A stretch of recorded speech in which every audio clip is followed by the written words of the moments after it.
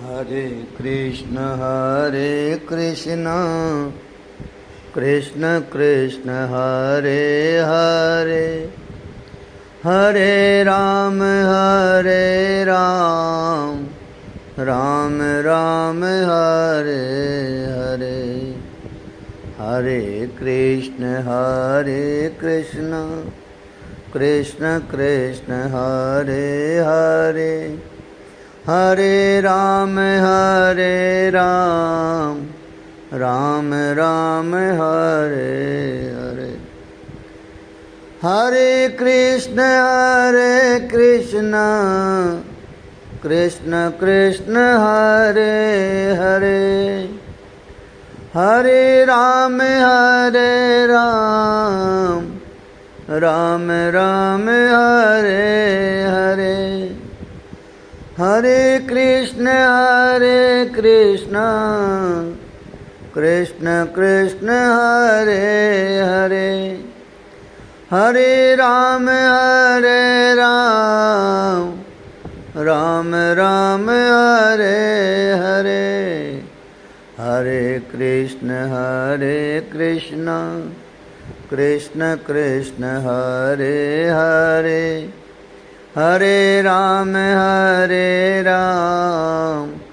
राम राम हरे हरे। हरे कृष्ण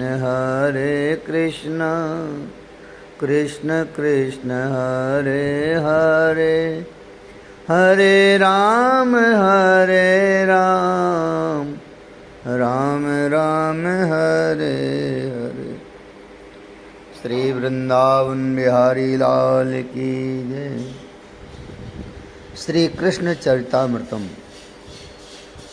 तात विदुर जी, ऐसा नहीं है कि द्रोण नाम के बसु और उनकी अर्धांगिनी धरा देवी ही यशोदा और नंद राय हुए। ये तो अनादिकाल के माता पिता हैं कन्हैया के। गोलोक से ही उतरे हैं ये और वापस गोलोक में ही जाएंगे। पर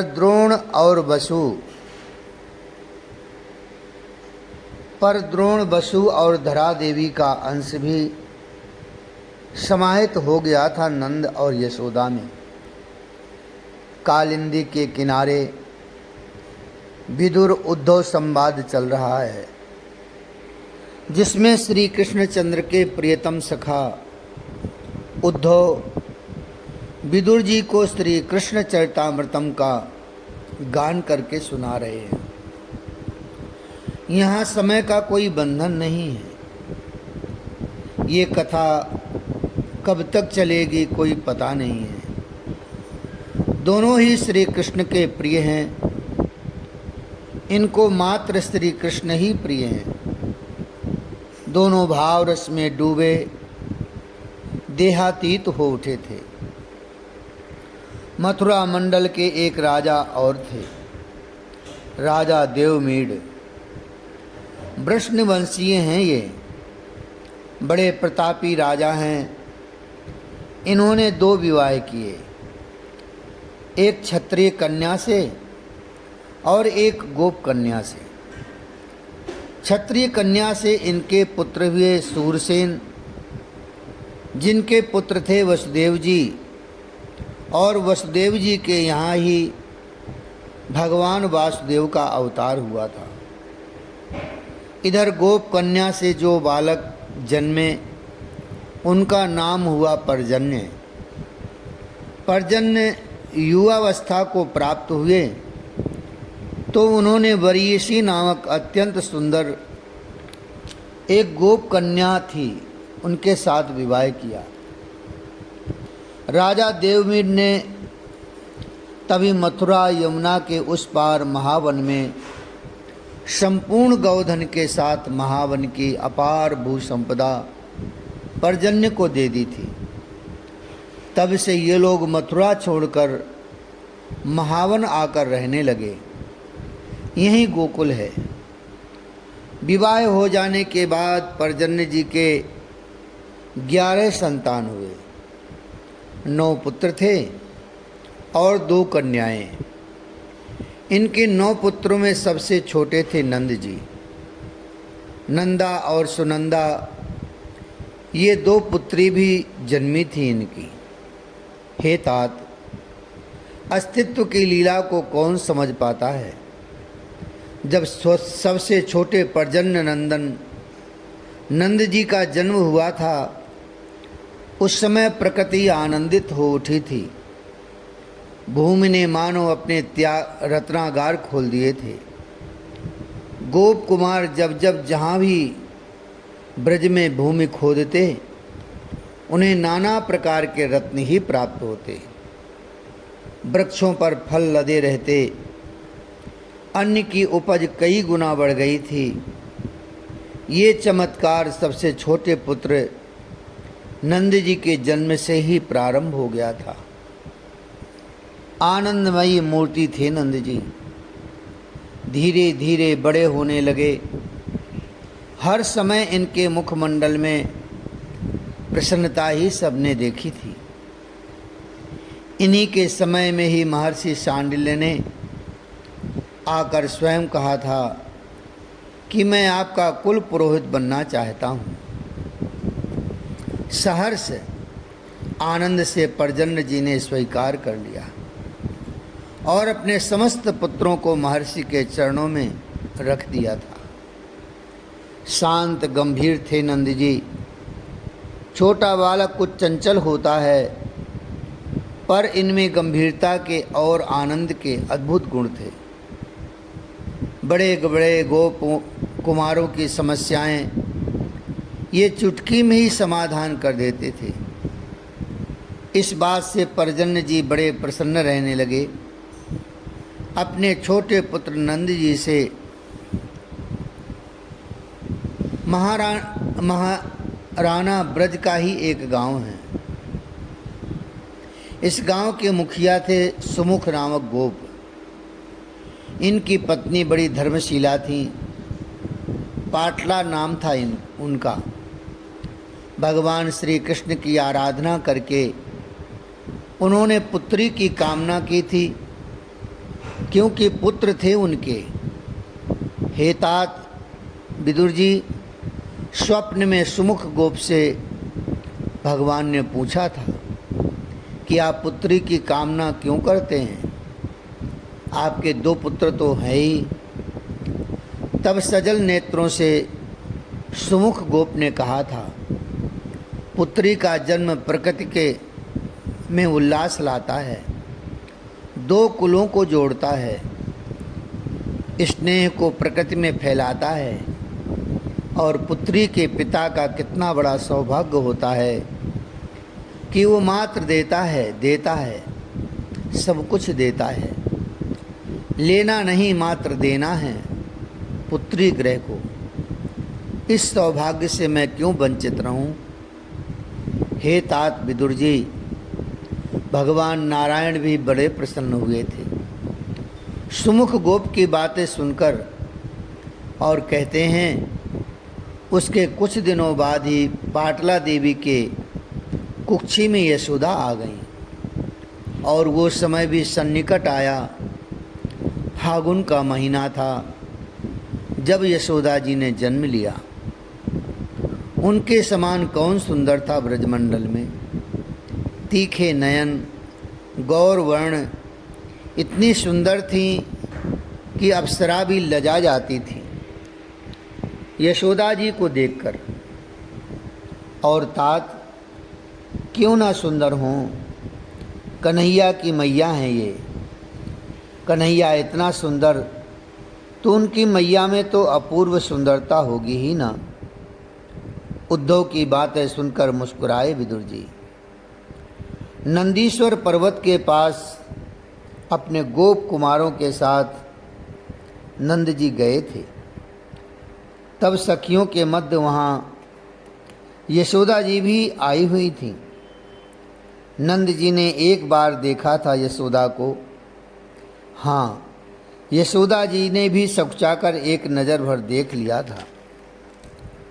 पर्जन्य जी कन्या खोज ही रहे थे अपने छोटे पुत्र नंद जी के लिए। महर्षि शांडिल्य जो त्रिकालज्ञ हैं, उन्होंने मुस्कुराते हुए सुमुख गोप की कन्या के बारे में सब कुछ बताया और ये भी कहा कि सुमुख की कन्या नंद के लिए ही इस पृथ्वी पर आई है। पर्जन्य जी महर्षि की इन गूढ़ बातों को समझते हैं, क्योंकि उन्हें भी आभास हो गया था कि उनका छोटा पुत्र नंद कोई साधारण बालक नहीं है, कोई विशेष ही है।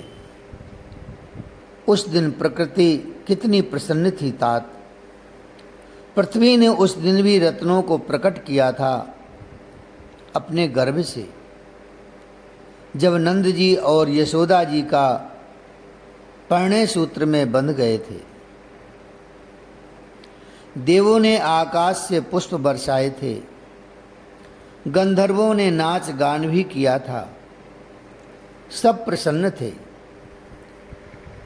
प्रसन्नता चारों ओर अनुभव में आ रही थी। बड़े बड़े ऋषि मुनियों ने हिमालय की कंदराओं को त्याग कर ब्रजभूमि की शरण ले ली थी। अब तो यशोदा नंदन का अवतार होगा, अब तो नंद नंदन आवेंगे। अस्तित्व प्रतीक्षा करने लगा था और उसी समय पर्जन्य जी ने अपने छोटे पुत्र नंद जी को अपना मुखिया घोषित कर दिया। यशोदा जी को सब बड़े आदर से ब्रजरानी कहने लगे थे, कोई कोई ब्रजेश्वरी कहते। ब्रजेश्वर ब्रजेश नंद जी के लिए संबोधन हो गया था। जब कोई ये सब संबोधन करता तो ये दंपति संकोच से धरती की ओर ही देखते रहते। अपनी गद्दी देकर पर्जन्य जी चले गए भजन करने बद्रीनाथ। तात विदुर जी, अब सबको इंतजार था कि कन्हैया आवेंगे। अब आनंद के अवतार की बेला हुई। कौन जानता था कि नंद जी युवा से पौढ़ और प्रौढ़ावस्था से वृद्धत्व की ओर बढ़ चले थे। पर संतान सुख इनके जीवन में अभी तक नहीं आया। भगवान श्री नारायण से प्रार्थना करके ब्रजवासी भी अब थक चुके थे, किंतु इन नंद दंपति को कोई चिंता नहीं थी कि हमारे संतान नहीं हैं। हे तात विदुर जी, निष्काम थे ये दोनों, नंद जी और उनकी भार्या यशोदा जी। दान पुण्य, अतिथि सेवा, गौ पालन, समस्त ब्रज को सुख देने का प्रयास करते ही रहना, पर अपने लिए कुछ नहीं चाहिए। आपको भगवान संतान दें। कोई वृद्ध ब्रजवासी हृदय से कह देता तो नंद जी हंसते और कहते, भगवान जो करते हैं मंगल के लिए ही करते हैं। मुझे संतान नहीं दी, ये भी उनका कोई मंगल विधान ही होगा। फिर हंसते हुए ब्रजेश्वरी कहती, भगवान, क्या ब्रज के गोप बालक हमारे बालक नहीं हैं? मैं तो सबको अपना बालक ही मानती हूँ। ये मात्र कहना नहीं था यशोदा जी का, उनके हृदय से वात्सल्य निरंतर झरता रहता था समस्त बालकों के लिए। पर ब्रजवासी दुखी थे कि उनके मुखिया के कोई संतान नहीं है। मैं आपका कुल पुरोहित शांडिल्य हूँ, किंतु मेरा श्रेष्ठ ज्योतिर्विद होना भी आपके किसी काम नहीं आ रहा। इस बात का हे ब्रजेश मुझे दुख है। आज महर्षि शांडिल्य पधारे थे नंदालय में। महर्षि के चरणों में अपना शीश रख दिया था नंद जी ने और यही कहा, आप मेरे पुरोहित नहीं हैं, आप मेरे पिता हैं, आप मेरे सर्वस्व हैं महर्षि, क्षमा करें। मेरे नारायण भगवान ने मुझे जो दिया है मैं संतुष्ट हूँ, पूर्ण संतुष्ट हूँ। क्या निष्काम हो जाना श्रेष्ठ नहीं है? महर्षि के मुखारविंद की ओर देखकर ये प्रश्न किया था नंद जी ने। आहा, आनंद से भर गए थे महर्षि शांडिल्य। कितनी ऊंची स्थिति को पा चुके हैं ये ब्रजपति। आप मेरे कहने से एक अनुष्ठान क्यों नहीं करते? कैसा अनुष्ठान गुरुदेव? नंद जी ने पूछा। संतान गोपाल मंत्र का अनुष्ठान। हंसे नंदराय। आपकी जो आज्ञा हो, दास को स्वीकार है। विनम्रता की साक्षात प्रतिमूर्ति हैं नंदराय। तो मैं समस्त ब्रज के ब्राह्मणों को निमंत्रण भेजूं? जी, मुस्कुराते हुए ब्रजपति ने महर्षि से कहा। गणना की महर्षि ने, फिर आंखें बंद करके कुछ बुदबुदाने लगे थे। कुछ देर में नेत्रों को खोल लिया था। पता नहीं मेरी ग्रह गणना किसी काम में नहीं आ रही, न मेरी भविष्य दृष्टि ही कुछ देख पा रही है। ये क्या हो रहा है? कुछ समझ में नहीं आ रहा। हे तात विदुर जी, ग्रह गणना क्या बता पाएंगे इस अद्भुत जन्म के बारे में? न भविष्य दृष्टि ही, क्योंकि ये तो अजन्मा के जन्म की अद्भुत घटना है। इसको कोई नहीं समझ पाएगा। उद्धव ने विदुर जी को ये बात बताई। ब्राह्मणों का अनुष्ठान प्रारंभ कर दिया गया। बड़े बड़े ब्राह्मण आए थे। यमुना जी के पावन तट पर ये अनुष्ठान प्रारंभ करवा दिया था महर्षि ने। मध्य में सजे धजे स्वर्णाभूषण धारण कर यजमान की गद्दी पर नंद जी विराजमान होते और दाहिने भाग में उनकी अर्धांगिनी यशोदा जी बैठती। बस नंद यशोदा बैठते थे। ब्राह्मणों के प्रति उनकी पूरी श्रद्धा थी, पर संकल्प के समय वे पुत्र प्राप्त्यर्थम कभी नहीं बोलते। वे अपने समस्त अनुष्ठानादि कर्मों को भगवान नारायण के चरणों में ही समर्पित कर देते थे। किंतु ब्रज के गोपों की यही कामना थी कि हमारे मुखिया के बालक होना चाहिए। ये अनुष्ठान 6 मास का था। अनुष्ठान से दंपति अत्यंत प्रसन्न। यज्ञ हो रहा है, दान पुण्य किया जा रहा है। बड़े बड़े ब्रह्मर्षि पधारे हैं यज्ञ में। नंद दंपति के आह्लाद का कोई ठिकाना नहीं है। पर महर्षि का कहना ये था कि यजमान जब तक अपनी कामना का मन में संकल्प ना करे, तब तक कामना पूरी कैसे होगी। नंद राय का कहना था, जीवन में क्या कमी है, ये बात क्या मेरे भगवान नारायण नहीं जानते? वे तो अंतर्यामी हैं भगवान। अब इसका उत्तर क्या देते महर्षि शांडिल्य? और शांडिल्य स्वयं भी तो निष्काम भक्ति के आचार्य हैं। उन्होंने दुनिया को यही तो सिखाया है अपने शांडिल्य भक्ति सूत्र में। अब जो करेंगे भगवान नारायण ही करेंगे। तात विदुर जी, 6 मास के लिए समस्त ब्रज के गोपों ने भी अनुष्ठान शुरू कर दिया था। वे जप करते और उसका फल अपने मुखिया नंद जी को अर्पण कर देते, पर साथ में ये भी कहते कि हमारे मुखिया जी को लाला हो। दान करते तो मुखिया के लाला हो। अतिथि सत्कार भी करते तो कहते, अतिथि से कहते हमारे ब्रज के राजा नंद जी के लाला हो। हे अतिथि देवता, ये आशीर्वाद दो। यमुना स्नान भी करते तो यही मांगते। गोपियाँ व्रत करने लगी थीं, हमारी ब्रजेश्वरी के लाला हो। प्रार्थना हर गोकुल के घर से यही निकल रही थी, हमारे नंद राय को पुत्र रत्न की प्राप्ति हो। सज धज करके प्रातः ही बैठ जाते नंद जी। यशोदा जी के साथ नित्य गौ दान करते, स्वर्ण दान करते, भूमि दान करते, विप्रों को भोजन कराते और उनके चरणों की धूलि माथे से लगाते।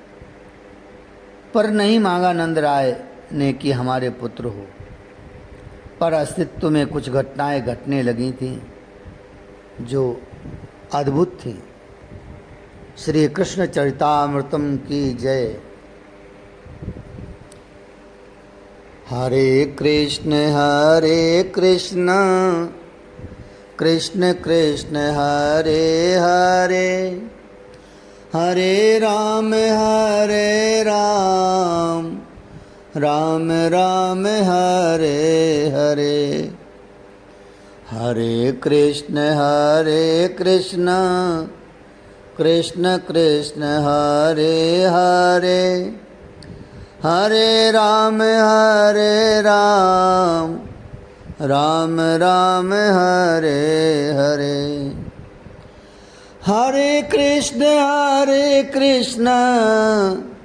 कृष्ण कृष्ण हरे हरे, हरे राम राम राम हरे हरे। हरे कृष्ण कृष्ण कृष्ण हरे हरे, हरे राम राम राम हरे हरे। हरे कृष्ण कृष्ण कृष्ण हरे हरे, हरे राम राम राम हरे हरे। हरे कृष्ण कृष्ण कृष्ण हरे हरे, हरे राम राम राम हरे हरे। श्री वृंदावन बिहारी लाल की जय, श्री राधा वल्लभ लाल की जय, श्री बांके बिहारी लाल की जय, श्री यमुना रस रानी की जय। जय जय श्री राधे श्याम।